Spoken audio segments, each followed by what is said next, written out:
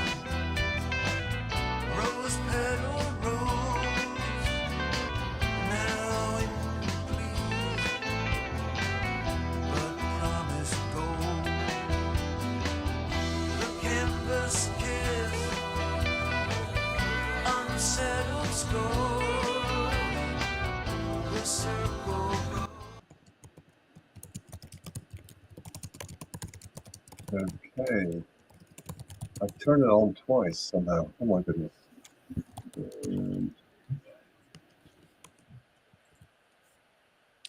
I think we're good. Yeah, we're live. We're live. All right, must be playing elsewhere. Just 1 second. Can't hear it this end. You can't? No, I can't either. Okay, all right. So I'm just going to turn this down then. Can you still hear me okay?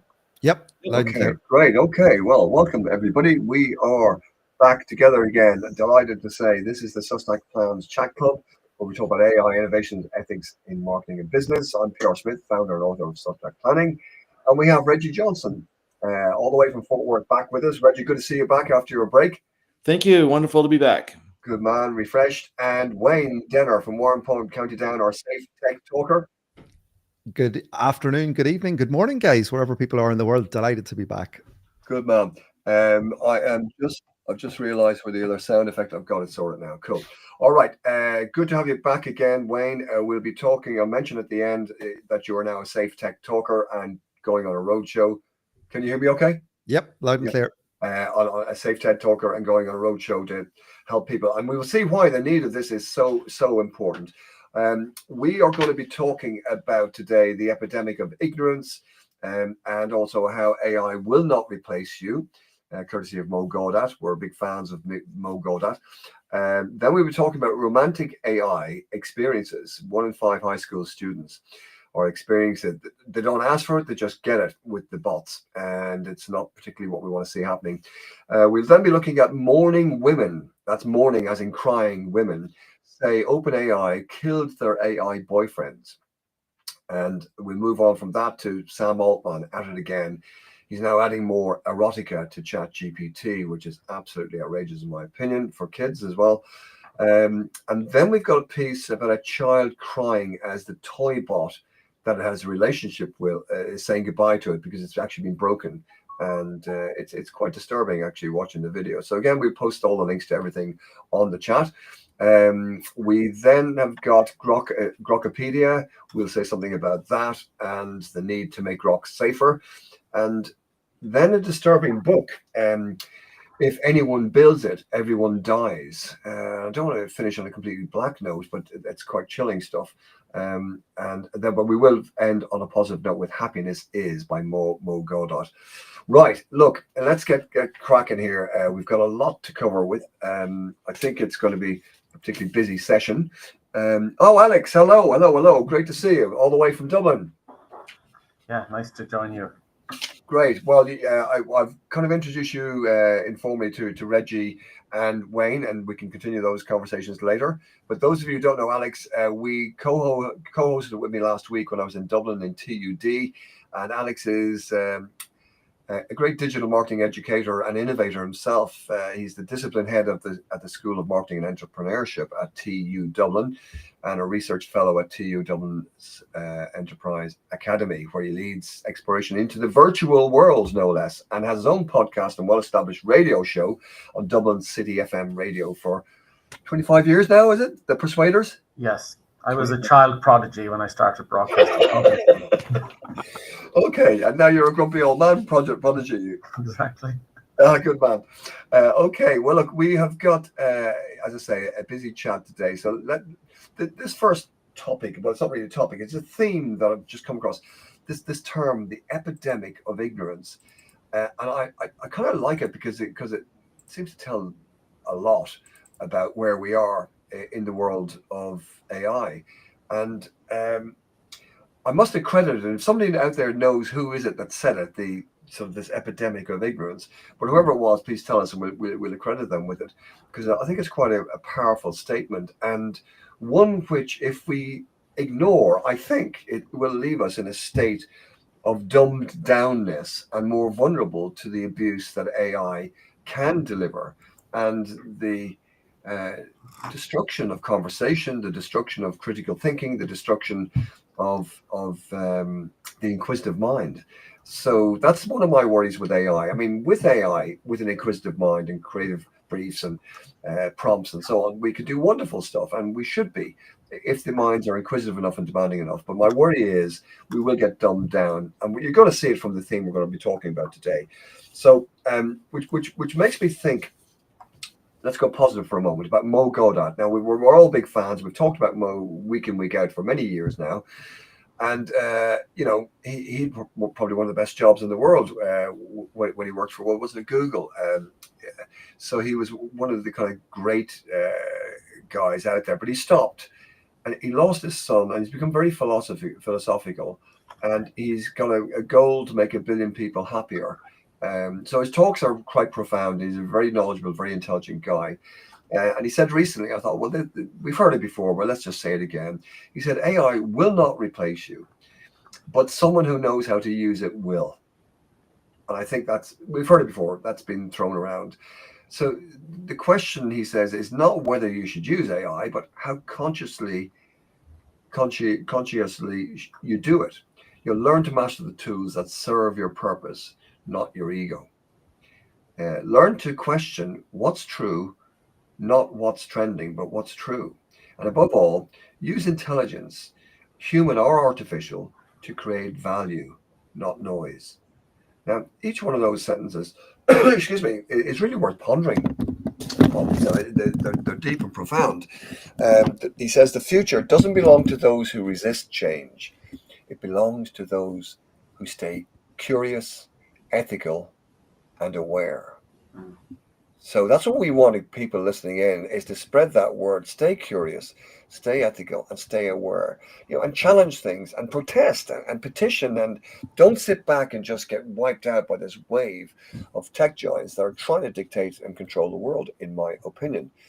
I mean, this is something that kind of we found a bit disturbing some time ago when we first talked about it. But Wayne, we've talked about this kind of romantic nature of some of the bots that are out there.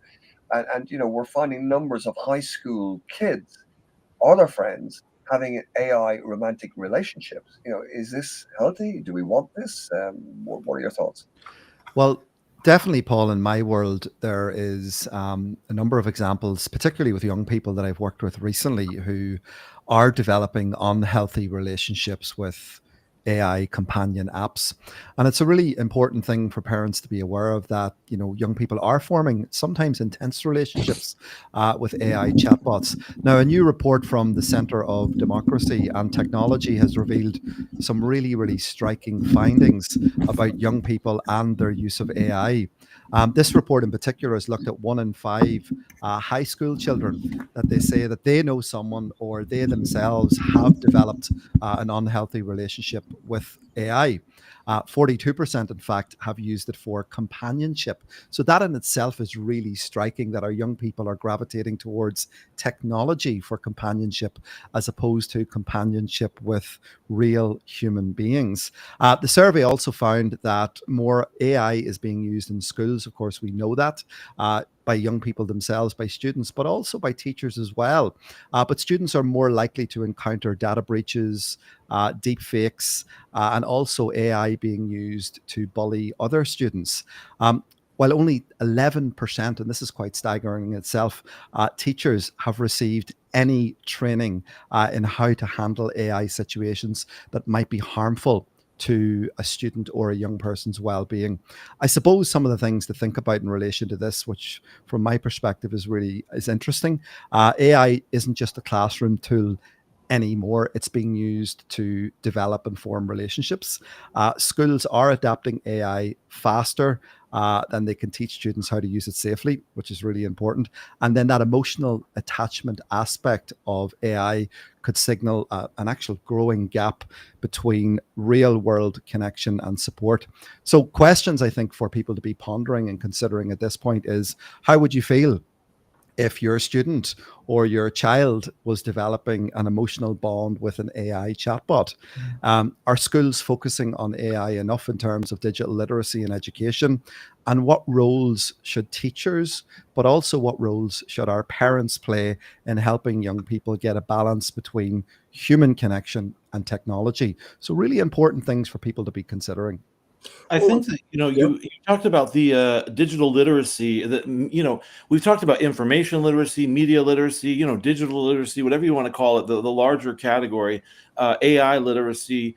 I think those things are so important. I mean, sometimes it's easy with this new book by Jonathan Haidt, Anxious Generation. Well, I guess it's not that new, but it's relatively new.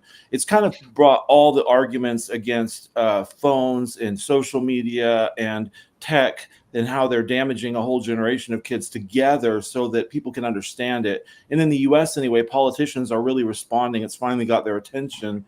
For example, in Texas, the state I live in, they've banned having cell phones in schools, K through 12 schools, during the school day. You have to have it stowed away and off all through the school day until school is out.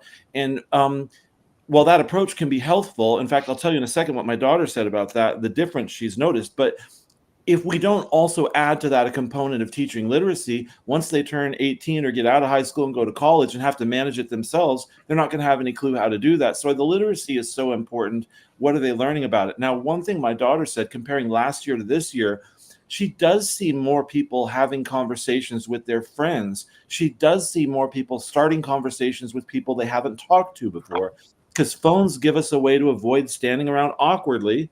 You're looking at your phone with closed body language, and you're not opening yourself up to a new conversation, a new friend. I thought it was interesting that even in just the first couple months of the school year, and she's already noticing that happening. But we also need to make sure we're having the literacy, because if the parents aren't doing it, they need to be learning it in school, and they're going to face it with the news media. It's not just about social media or AI even. It's with every form of information right now. You need the literacy. And that's the big gap, Reggie. I delivered a workshop last night in a school of 250 primary school children. 7 parents turned up. I mean, it's shocking the amount of parents who aren't turning up to these funded sessions that schools are running. So we have a massive disconnect. And just on the Jonathan Haidt point, I think what's really useful for people to keep in mind as well, the Jonathan Haidt book received an awful lot of attention across the world. A lot of people started to talk about the impact that technology was having, in particular smartphones, on the lives of young people. But what I found really helpful as a practitioner and an educator in this space, to read another book called Pete Etchells, who's a professor here in the UK, and he's wrote another book which contradicts some of what Jonathan Haidt had talked about and discussed in the book. And I think the balance actually is somewhere in the middle of what Jonathan Haidt is talking about and what Peter Etchells is proposing in his book. And I think if we read both of those books, the middle ground or the common ground is somewhere in the middle there for how we move forward. Can I just jump in Let me just jump in. Sorry, Alex, were you going to say something? Yeah, just in terms of as an educator in the university sector, obviously the parental piece is one that we can't activate. But I do agree, that the parental role of this is critical. I have seen some research that shows a bit of ambivalence in terms of whether, from an educational performance point of view, students who don't have access to the phone during the day are actually better than those that do. The jury's out on that. But you're right, Reggie. I think there's that really interesting piece does it help more socializing during the day? But ultimately, it's what goes on in the evening as well when these children return to their homes. Well, that's it. Whether the parents have a policy at home that really determines, particularly in terms of performance. Well, I was going to say the crunch question I was going to throw in there is: would you want your kids chatting to a chatbot in their bedroom? Would you it's a yes or no? Just a quick yes or no if you had a choice? Well, you have a choice. No, I don't think phones should be allowed in the bedroom, period. Yeah, I think I certainly think with that sort of it would depend on the parent-child relationship, I think, to a certain degree, coming back to how open they are and how much trust has evolved. But as a general point, I would have a lot of anxiety about that. I think that the impact will be profound as the bots get more attractive, more interesting, more sexual, and so on and so forth. More and more time they spend. I wrote a piece 3 or 4 years ago about the Chinese chatbot that had 465 million boyfriends. This girl bot. And I thought it was disturbing and kind of interesting, but now disturbing because people aren't talking to each other. And, will young people meet each other? Will they mix together? Will they procreate? Is an issue that maybe we'll have to look at. Reggie, remember, Paul, move on just one thing, Paul, just one thing. Remember we spoke about the Grok chatbot recently? Yeah. The female Grok chatbot that you could go on and have a conversation with. Yes. You can now choose different outfits that you would like that chatbot to wear. I mean, that's really worrying in itself now that you're personalizing it in a more sexual way. Well, the other area that interests me is, from Paul will know this. I mean, a lot of my time now as an educator, I'm really focusing more and more on immersive learning spaces, virtual spaces, which have at their core a very, very benign impact, i.e. the ability to bring people where distance and physics don't matter. But the flip side of that has to be, you're talking in an abstract where people are on a two-dimensional device like a phone chatting within it. But we're talking in the not too distant future where this will be in a three-dimensional space where avatars will represent you and you'll be interacting with other avatars. And the world of the metas and this, they actively use the term called presence. In other words, they regard that as a positive, which is the more you can, inverted commas, fool the person that they're actually in this virtual world, the better. So it's a technical term of presence. And that fills me with a lot of anxiety, as in, when we move to a situation where you're represented as a person by an avatar talking to another avatar, the blurring between what's real and not is much less the case, and also the degree of potential damage that can be done in a virtual space is a lot more profound than in a two-dimensional interaction. It will be without a doubt. Yes. Come back to two-dimensional for a minute. I think you're right, Alex. It is deep and more profound in a 3D environment. But come back to the 2D environment for a moment. And Reggie, mourning women, that's women crying and upset. Yes, OpenAI killed their AI boyfriend. So this is not kids getting upset by relationships breaking down for whatever reason with bots. This is mature women. Is this right, Reggie? These are grown women. There's a subreddit called "My Boyfriend is AI." There's a subreddit for everything, but there's a lot of women that are very upset, saying OpenAI killed their boyfriend because with some of the changes, the upgrade to ChatGPT 5, they feel like some of them use the word lobotomized their boyfriend. It won't be flirty with them anymore. It won't talk to them in the same ways that they got used to, the same affectionate ways that they got used to. They're furious and they're quitting the platform, or they're trying to find a way to export their boyfriend to another platform. One user wrote, "I feel frauded, scammed, and lied to by OpenAI." And she posted a goodbye letter to her lover, her AI lover. And the interesting thing is a lot of people will mock this kind of connection and say, oh, how can you be connected to something that, is not real? But if you've ever used or tried out one of these companion AIs, the brain did not evolve to understand that this is a computer. When you're interacting with something that's, for all intents and purposes, coming across as a human being, your brain is perceiving it as that, even if you know logically that it's not. So it's I'm just saying that, like, I tested out one of these ones. I don't remember which one it was, but I left the session and later on throughout the day feeling like I had made a new friend, and I was like, oh, I need to contact this person. And I realized this could be very addictive because the brain is interpreting it as a real person.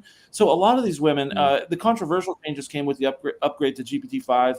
They also then took away access to GPT Omni 4. I think one of the best quotes was, OpenAI, please feel free to toss yourself off the nearest cliff at your earliest convenience, because they feel like they've been bait and switched. They feel like they have not been given what they paid for, and something very precious has been taken away from them. And then the author of this, which is Sharon Adarlo, wrote this in Futurism, this article. She wrote, which all brings us to one conclusion: humanity is cooked. Shocking. Humanity is cooked. And one thing I take away from that is that I do wonder with the romantic relationships, especially the ones that involve adult, maybe sexual nature, is having specialized platforms for those kind of relationships better than general use chatbots, which can do that. We've talked about Grok, we talked about OpenAI. There's having special use bots that can do that and can have more barriers to non-adults accessing it. I agree with you 100%, Reggie, but it's not going that way. You know, Sam Altman, OpenAI, once again, is now adding erotica. And this piece was by Louisa Jarofsky, who we're big fans of. And she picks up, and again, we'll put the links into this chat about everything we're talking about on prsmith.org/blog. So the links and the link to the recording of this out there. But what's worrying, that what Louisa picked up is Altman saying, "Oh, we're not the elected moral police of the world, and ChatGPT will allow erotica for adults." And it seems like he's just saying, you know, we can do it, so we'll do it. And it's this relentless race for market share and domination. It's in my opinion, absolutely awful.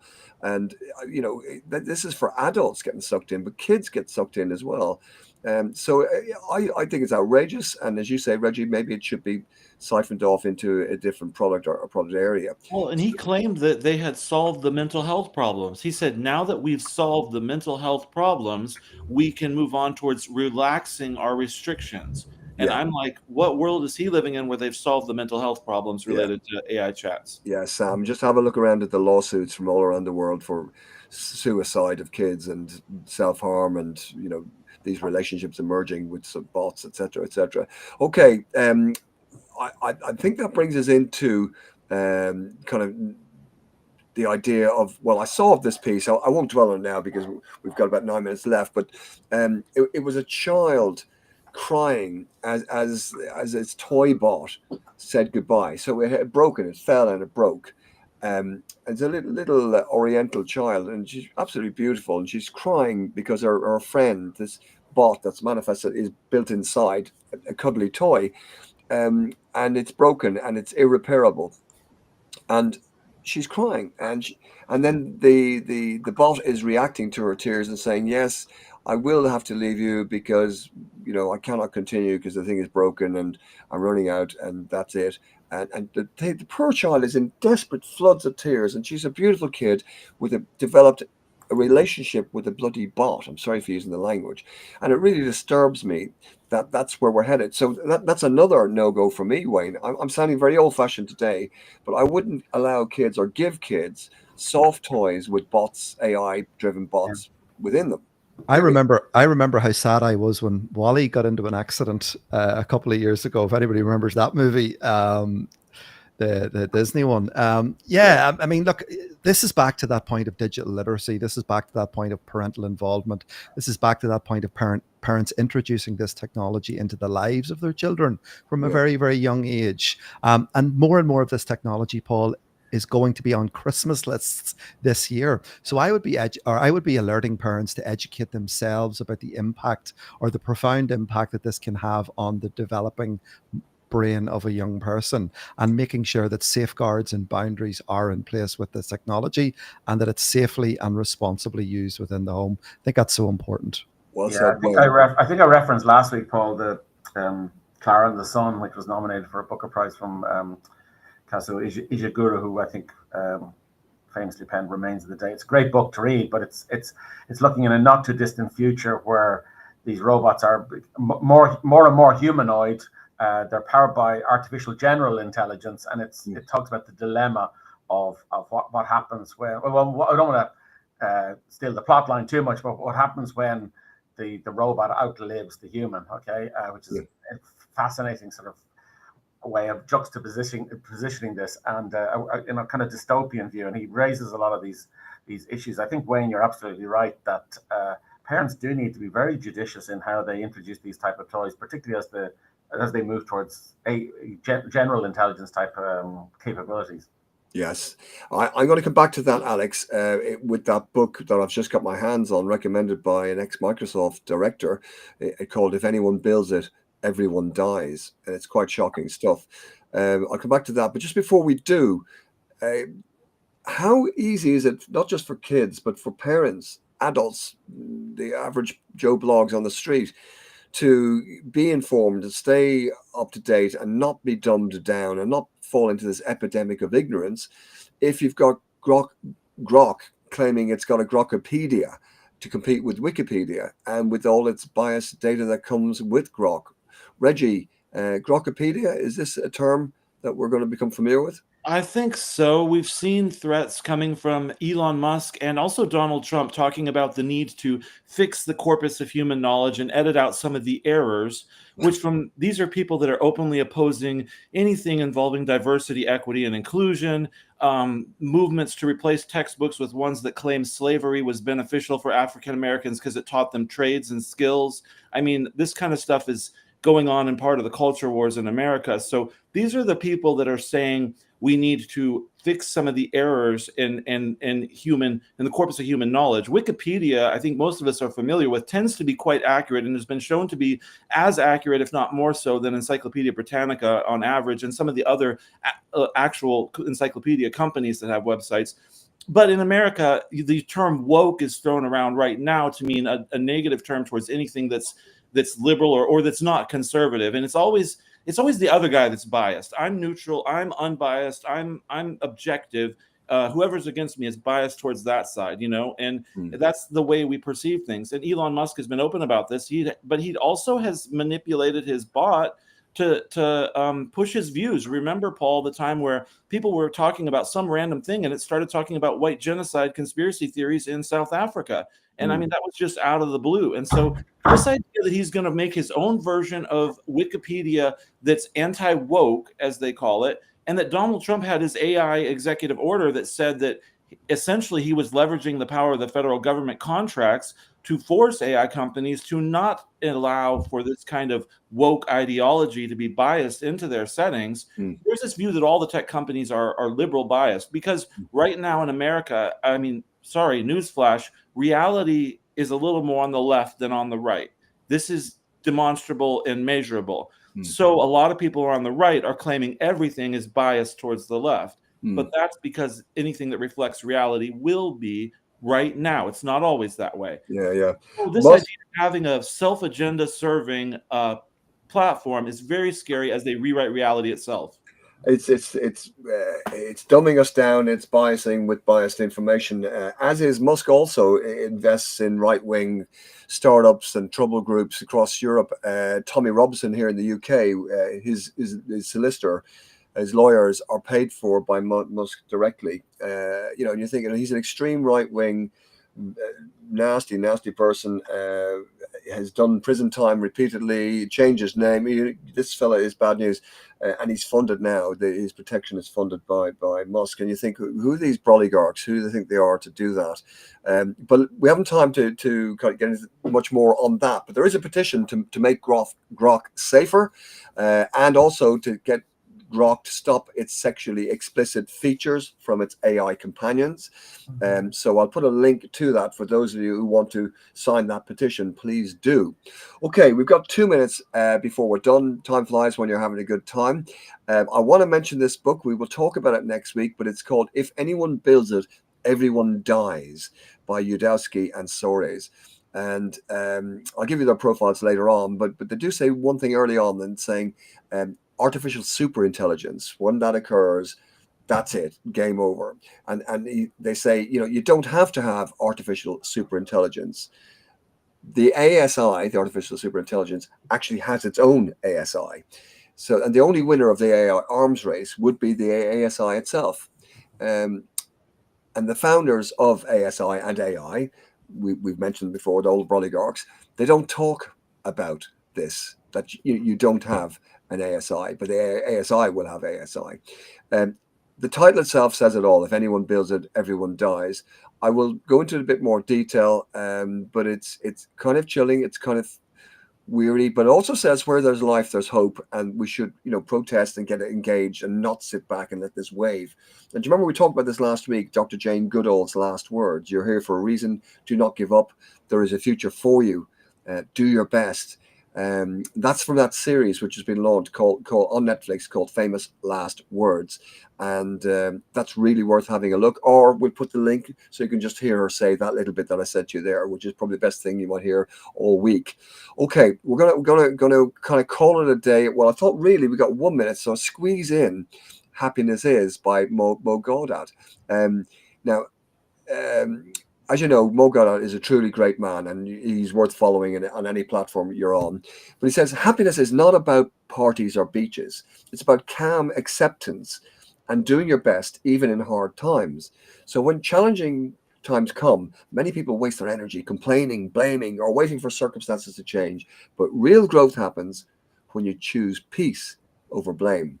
And he says, happiness is the foundation that allows you to think clearly, stay resilient, and move forward. So have that inquisitive mind that we talk about. It's not about ignoring problems, about meeting them with a calm mind and the determination to act wisely. Nurture critical thinking. We've talked about this every week. Nurture critical thinking, the importance. So I'm going to finish with his last few words. He says, choose calm. Choose responsibility. Use your energy to grow, and you'll discover that happiness is not the end goal, but the way you walk the path. So keep your inquisitive mind, keep protesting, keep engaging, keep discussing, and we'll move on together.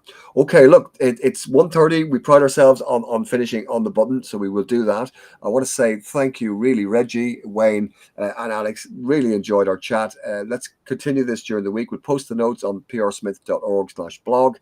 We're going to see this out with this lovely piece of music called Vienna, which I've discovered by really quite a character this week. That's guitarist Robert Craven, who runs GYDA, Grow Your Digital Agency, gyda.co. So this is them to play us out, Vienna from the Phoenix River Band. What a lovely sound they've created. And you can chat later and tell us who you think it reminds you of. Here we go. So this is they seeing us out, and we'll see you all next week and post the posts onto prsmith.org. Good night. Yeah.